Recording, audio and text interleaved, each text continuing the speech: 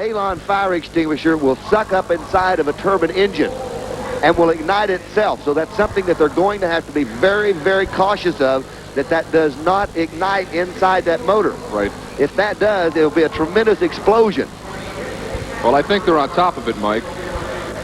That's Randy Spregan, and Randy Spregan is engaged to Dusty Arfon. Well, that's probably one time when Art was happy to see his son-in-law, huh? Well, son-in-law to be. To be. Here comes Art. This should be a very interesting pull. Yeah, it should be. And it makes a sound unlike any other in pulling. Wait till you hear the green monster. Art Arfons has got it ready to wail. One more check here. Kim Brew, we talked about tire speed, and Art Arfon very possibly will have as much tire speed as anyone here tonight. This is his kind of surface, but the weight's going to come on him real fast. They're still looking for fire there in the back. What's the smoke coming up, Mike? What is that? Well, the motors are beginning to build up. They got to go to 40,000 RPMs, and that's just some raw fuel that's puking out of it. Uh-oh. Now they're going to ignite that raw fuel coming out of the motor. Both of this double-headed green monster is fire. Oh, man. Here he comes. Listen to this. Listen to it. Instant horsepower right off the line. That's one thing about these turbines. Here's a man that's going to do it. I don't think there's any stopping him. Look out. He's going for the goal. He's outside. He's outside. A full pull. I didn't think it could be done. I did not think that this tractor could put the power to the ground enough to take it all the way to the end. We've only seen people get to 130 feet. Art Arfons goes out. The smoke goes up. Light the cigar. The first round's on me. Art Arfons has a full pull. You know, I don't think that fire worried that man at all. Doesn't appear to. And for the monster and Art Arfons, full tilt. Full pull. 160 feet. Here's a picture and a half. This is the national champion. This is the Dirt Slinger, and that's a perfect name for one of these tractors. Dirt Slinger 2, Bill Leischner out of Weldon, Illinois, and he's got 3 full tilt Airy engines. The Aries engines are there. They're alive. This young man's tough. If anyone could go out with Art Arfons and force a pull-off, it'd have to be Bill Leischner out of Weldon, Illinois. He's got history on his side. There you see the butterflies, and when all 3 of those are open, you know it's time to boogie. What's he going to do? Is he going to roll with it, or will he go on the start? I think he'll go wide open.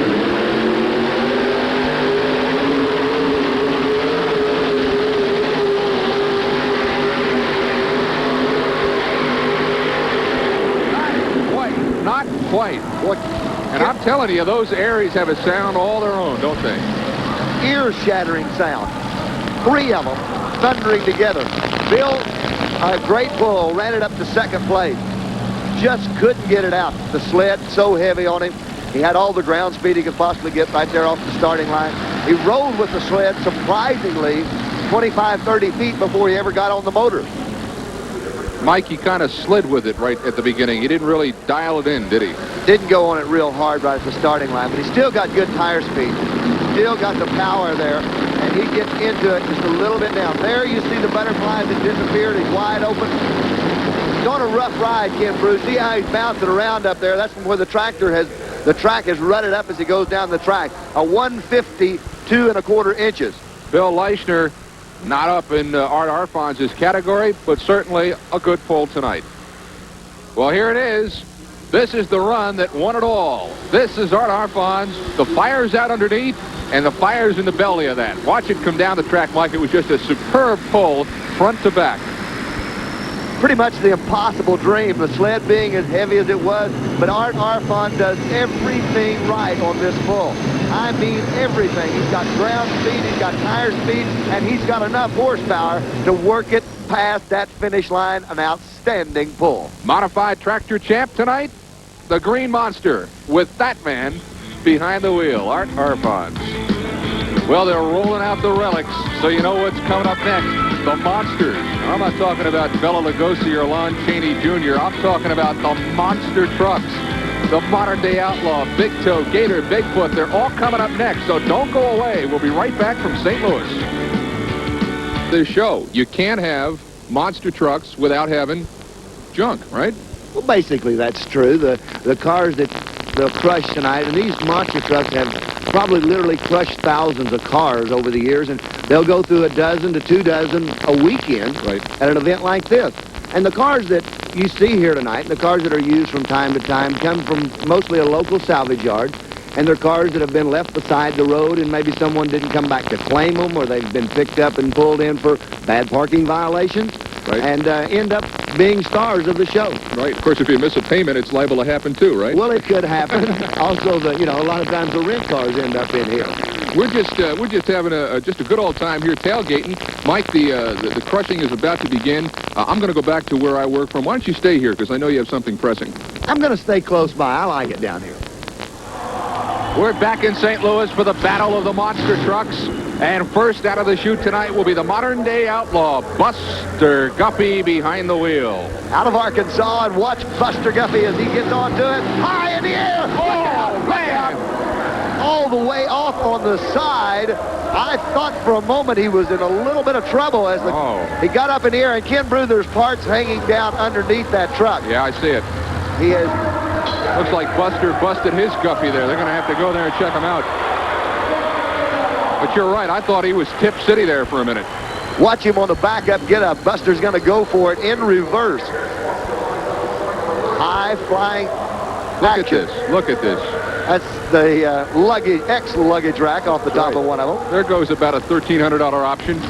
Here he comes backwards now. Little S10 right up on top of it. Buster showing his stuff tonight.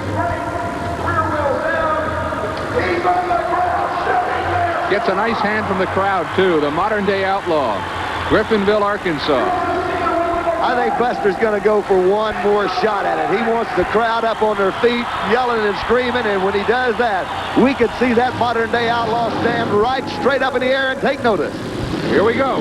Here he goes. Watch out. Oh! In the air. About decided, Ken Brew, that those parts that look like they're hanging off of his steps that he's got on the other side enables him to get in and out of this modern-day outlaw.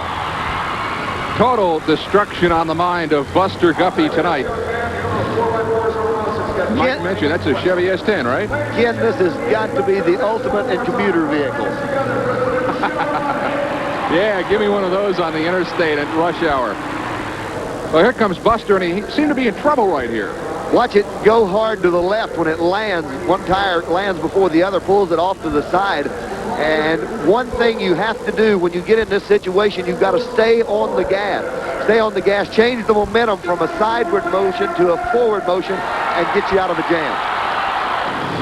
All right, next up now is the Big Toe, of course, followed by 4 little ones. Ray Pekowski from St. Louis in a 79 Ford. Wrecker.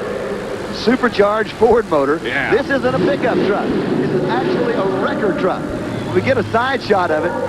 There's the big rubber on it, and it has a wrecker body on the back of it. The Big Toe. 17,000 pounds of tow truck. Kind of a multi-purpose vehicle. Watch him. Hits the cars on the fly. Whoa! Way up in the air. Yes. Completely sideways and lands as tough as you can get. Man. He probably took a pretty good jolt just coming down like that, Mike. Well, it did, and it landed sideways. It kind of crossed up every which way you look, he's in a little bit of trouble. You're going back off now, I think, and straighten up. Ray came, he lived in North St. Louis, came here to put on a show for the hometown crowd, and he's done that. Straightens up that rear steering. Of course, the front and rear steering working independently of each other. Rear steering through a switch, usually mounted somewhere within the easy reach of the driver. Lets them operate those rear tires. Well, the cars are about in the same condition as when he came out, just maybe a little flatter. Good thing you didn't stay on the tailgate of that thing, Mike, or you would have been in tough shape right now. Well, there's a lot of people that wished I had have stayed on the tailgate. No, there's nobody sitting up here now. Here he comes again. Gonna hit him on the run. Maybe not quite as hard as he did the first time. Big Toe. Right at the last minute, he flies up in the air. He came down sideways again.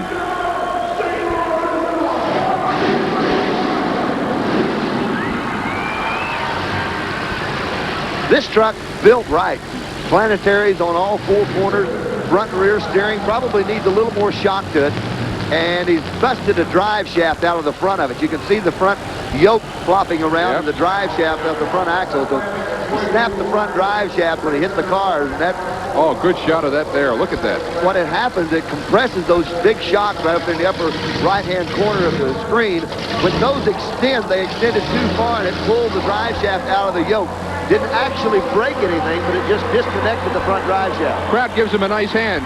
We're going to look at the last pop mic, and maybe this is where it broke. I'm sure it is. The front end compresses, and when it springs back out, it jerks the yoke away from the drive shaft. High in the air, and watch it land. This is where it's all going to take place. Right there, the landing jerked the yoke out of the drive shaft. Kind of a cruel yoke tonight for Big Toe. Here it is, the People's Choice. This is Bigfoot. Andy Brass behind the wheel tonight. You know the details. It's an 88 Ford, 429 under the hood. And we have really an expert witness here tonight with us, Mike, for some expert commentary. Rick Hoosier, who drives Bigfoot on occasion. Today he's with us up here in the broadcast booth. Hi, Rick. Lines up and goes for it right now.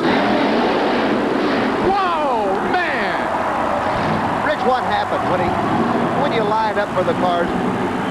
What's going through your mind? Well, the main thing, Mike, is to make sure you get lined up straight on the cars, especially in a smaller arena like this. You want to make sure you hit them straight so you can land straight. And when you do that, you make a lot better show, and you can get up in the air a little bit higher, and it really looks good. Andy's doing an excellent job so far. When it lands, the compression, the jolt that the body takes, is it as violent on the inside as it looks like? Yes, it is. We wear all sorts of safety equipment, from kidney belts to neck braces, our helmets.